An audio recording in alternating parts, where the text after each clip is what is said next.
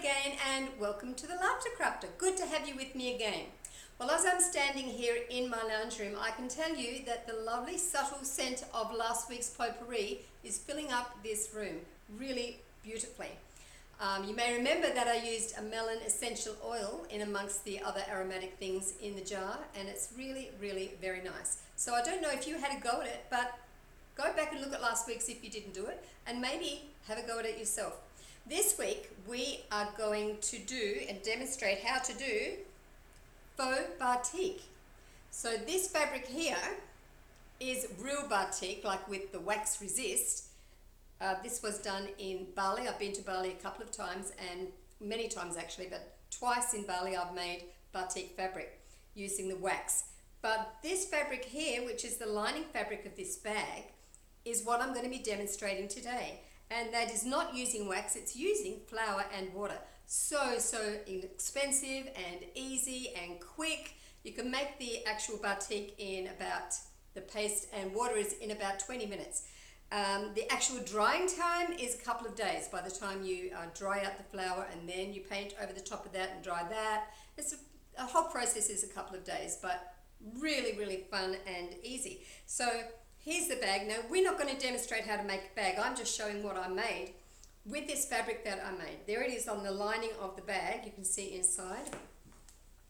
And so I'm going to demonstrate how I made this particular faux batik fabric. And I think that you'll agree this has come up quite a treat. I love this little bag. It's a 6-pocket bag. So it's actually showcasing traditional batik fabric and the faux batik method. So there you go. You can do whatever you like if you make this faux batik fabric. You can put it in your fabric stash or give it to someone who collects fabrics, or just do it for the fun of it. And then, yeah, put it somewhere just to look at it. I don't know, whatever you want to do with your stuff. But I've got a limerick that goes with this craft. Here you go. So I painted a piece of batik in a pattern that's sort of unique. With some water and flour, it took less than an hour, plus the dry time, but less than a week. There we go. So the joke now, the joke this week. So a man walked into an enchanted forest to chop down a tree. He came up to a beautiful specimen, and just as he lifted up his axe, the tree started talking to him and said, "Don't chop me down, I'm an enchanted talking tree. I'm famous for my monologue." And the man said, "Well, you may be a talking tree, but soon you're going to dialogue." Get it? Dialogue. Okay, why not get on with the craft? So these are the things I think I'm going to need to make my fake batik fabric. So I've got 2 pieces of fabric. I'm going to actually do one with just brown paint, and the other piece I think I'm going to do a combination of these 3 colors.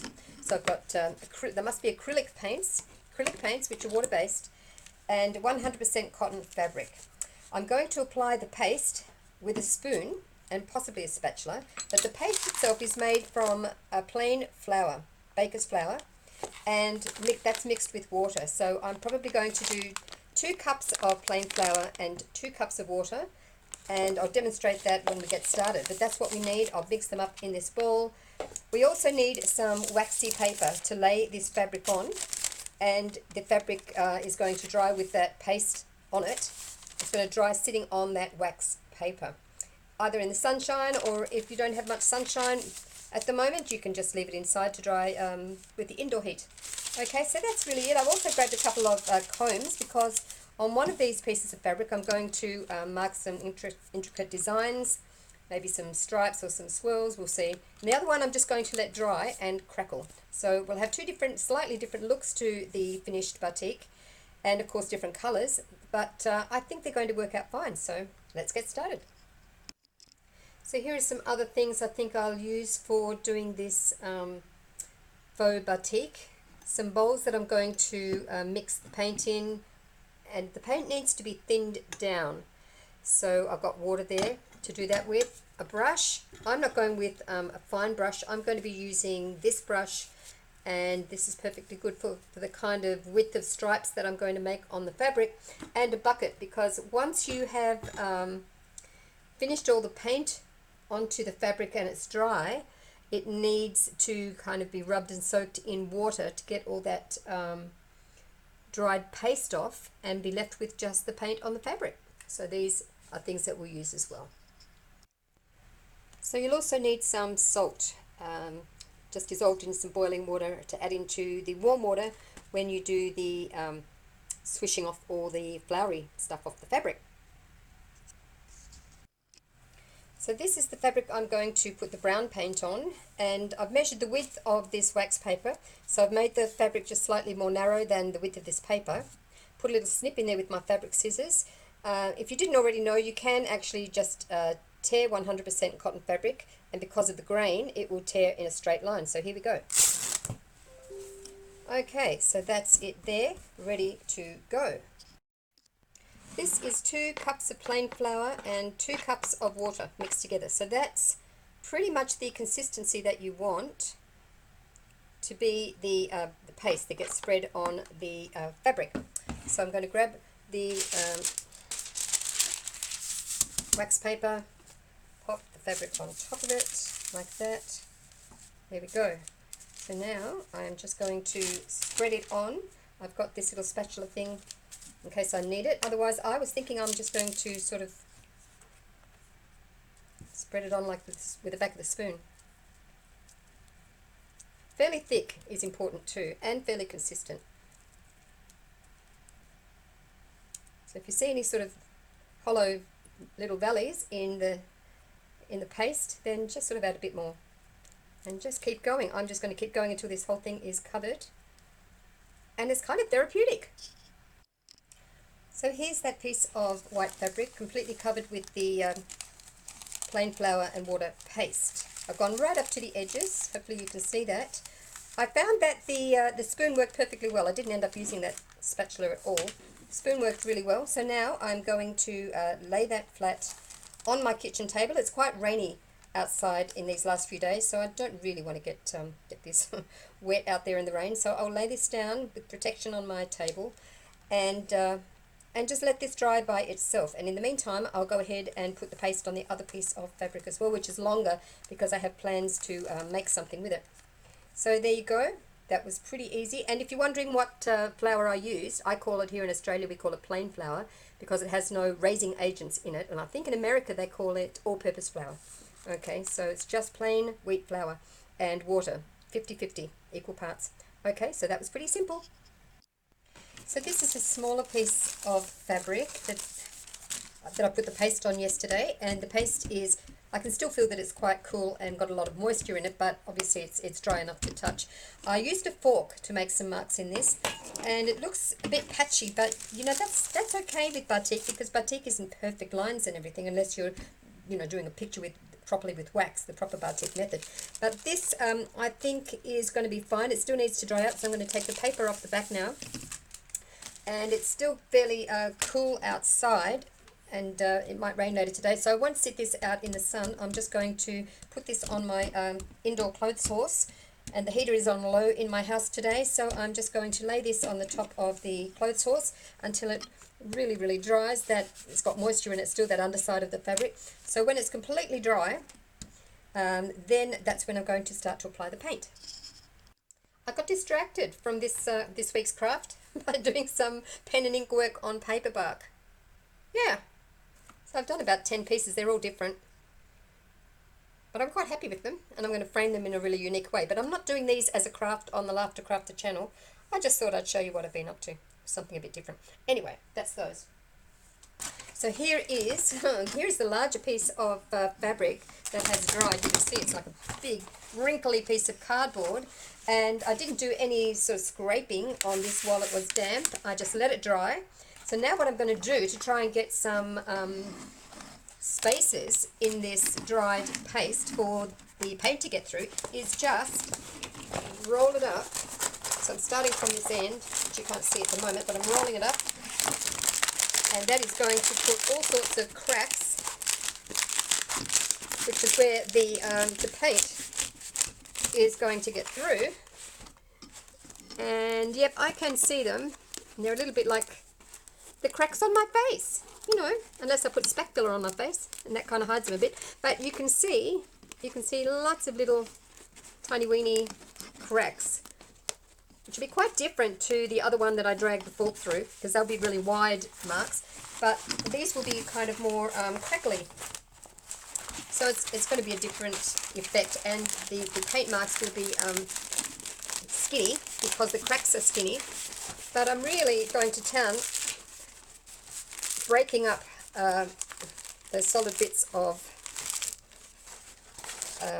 the flour mixture to get as many little spaces in between as I can for that paint to seep down onto the fabric.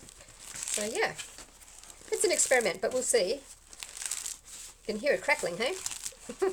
Alright, so not a lot to see at the moment. Some of it's sort of lifted off and broken. But let's have a little bit of a close-up. You can see lots of little cracks in there. So I'm going to paint on this one. I think is ready for me to paint the fabric on, the paint onto it, I mean. And I'm going to use 4 different colors because I've got something in mind to use this this fabric for, and it's a bag. And the bag, the other fabric that I'm using, I'll show you. This is the other fabric that I'm going to use on this bag. So this, I want to complement this, so I'm going to paint this in stripes of the teal and the red and the yellow.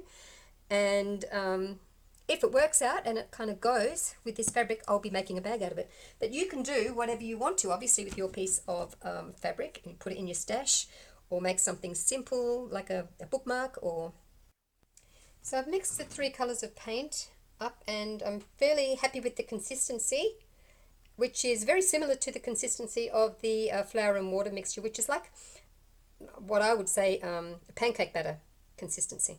So there you go. I'm going to start to apply these colors in stripes. I'll start with I always start with the lighter color first when I'm painting something. And so this is not an exact science. So here I go.